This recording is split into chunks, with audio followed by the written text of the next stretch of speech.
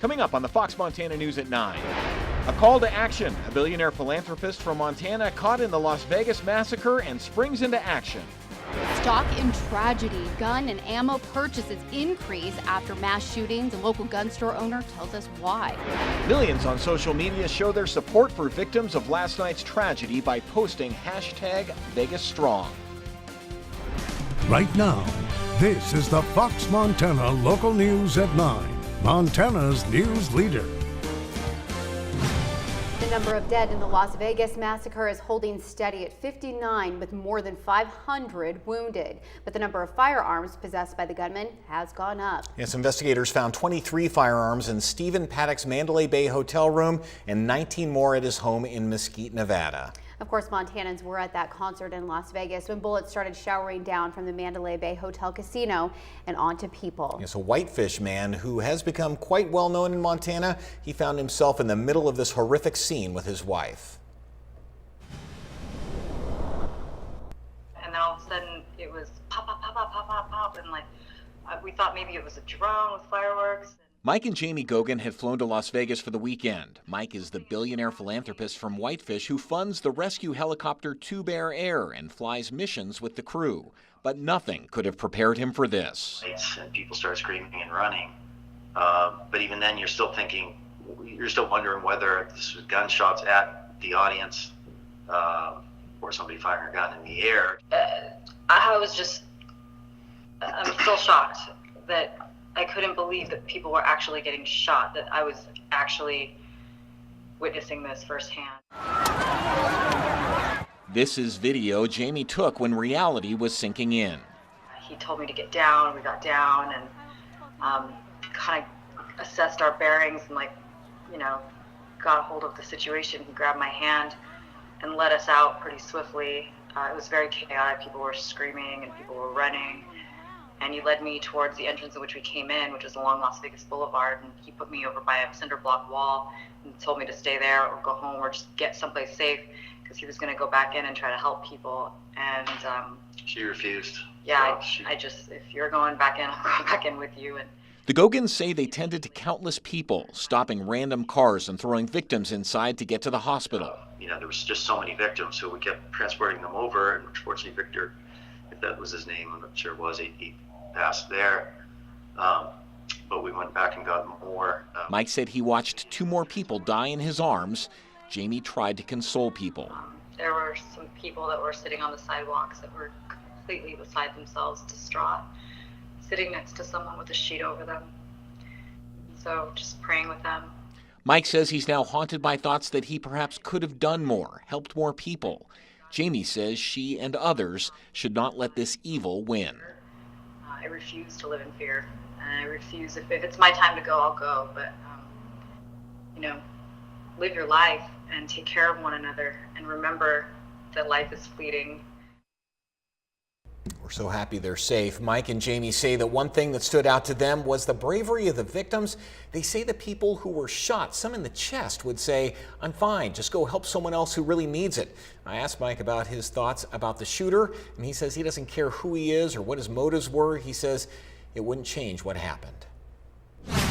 Well, a solemn homecoming in Missoula this afternoon as Allegiant Flight 560 arrived from Las Vegas following last night's deadly mass shooting. One Polson police officer found himself in the middle of that shooting spree and tells me he's lucky to survive. It's a hug unlike any Cody Doyle has given before.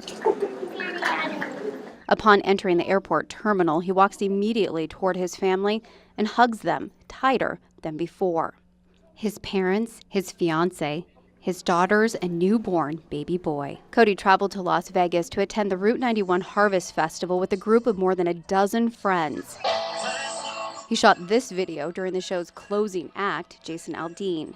8 minutes later, we saw a couple people laying on the ground, not moving.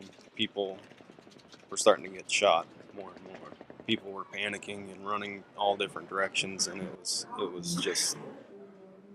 was mass hysteria. As a member of the Polson Police Department, his instinct to protect and serve immediately went into action. I put myself between the gunfire, the sound of the gunfire, and a couple of my friends. And Cody fought to remove his friends and himself from the chaos, away from the concert floor, through a drink vendor's booth, and out a service station. in my mind, if there were multiple shooters, they're going to go towards the areas with the most people. It was when they befriended a local couple at a hotel away from the Las Vegas Strip that he says he knew he was safe. He and his friends were some of the lucky ones.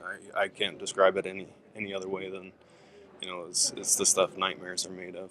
My condolences go out to all the people that were injured, died at the hands of this man. Hold your loved ones close. And that's exactly what he's doing tonight, hugging his loved ones, not letting go, and humbled to know he is alive to do so. Now, I did ask Cody if he will travel to Las Vegas in the future or even attend a concert for that matter. He says yes, he won't live in fear. He will continue to live his life to the fullest, and that includes traveling and concert going. All right, well, in the wake of this shooting and past mass shootings, gun sales dramatically increase. Fortress Combat in Bozeman offers a number of self-defense training courses, including tactical shooting. Owner and lead instructor John Betancourt says the gun sales tend to increase after shootings out of fear, but he explains it's a fear of potential gun control. Betancourt says after Sandy Hook, for example, people were most interested in buying and training with weapons marked for increased regulations. Usually our uptick is seen when government becomes the threat, when governments start talking about controlling this, taking this away, taking that away. And as for gun stocks today, according to CNN Money, shares of Ruger saw a 6% increase, while American Outdoor Brands, formerly Smith & Wesson, saw nearly a 7% increase. Well, let's go ahead and pause now from the heavy content that we have been sharing with you. We're joined now by our own Megan Brosson, the Weather Authority Center. Megan, parts of Montana expecting some snow tomorrow, right? Right, mostly south central Montana between Butte and Billings. They could see a little bit of a dusting in the valley area of the state, but for most of the area up above near 3,500 feet, they could see up to 4 inches of snow around Butte, and areas such as Great Falls could actually see up to 6 inches of snowfall, which I do have some watches and warnings to talk to you about, because mostly right around Great Falls, they do have a winter storm warning in effect until midnight tonight. And then just north of Missoula, you can see that there is a winter weather advisory, and that is going to expire tomorrow morning right around 6 a.m. And that is the purple that you see on the other side of the winter storm watch as well. But I'll tell you how cool our temperatures are going to be and how much rain and snow to expect for the rest of the week in your forecast coming up in a bit. But for now, I'll send it back to Angela and David. All right, thanks, Megan. Well, new at 9, United States lawmakers are now calling for new gun legislation after last night's tragedy in Las Vegas. Our Nicole Maharo spoke with University of Montana professor and political analyst Lee Banville about the difficulty of passing legislation. Nicole? Thanks, guys. Earlier today, I spoke with Banville, who says that passing legislation is one of the most difficult things in the U.S., and he adds that legislation to pass is through both houses of Congress, and the president need to agree on the law, which isn't always easy. Banville says that gun control is normally brought after shootings like what occurred last night in Las Vegas. He says between the parties there are very little agreement, especially on specifics on what will be banned. On one prominent topic is banning assault rifles or banning high-capacity magazine clips. But he says this is not the only complication, citing outside groups like the National Rifle Association. And so it's a politically difficult equation for a lot of these members of Congress and senators to consider crossing that line to support some kind of, gun control legislation because of the political cost it may cost them at home. Banville adds there's enough tragedies like what happened in Vegas that could push the tolerance of American public against the level of gun violence. In studio, I'm Nicole Maharo. Back to you guys. All right, thanks, Nicole. Coming up, an outpouring of support across the world as people show their support for being #VegasStrong.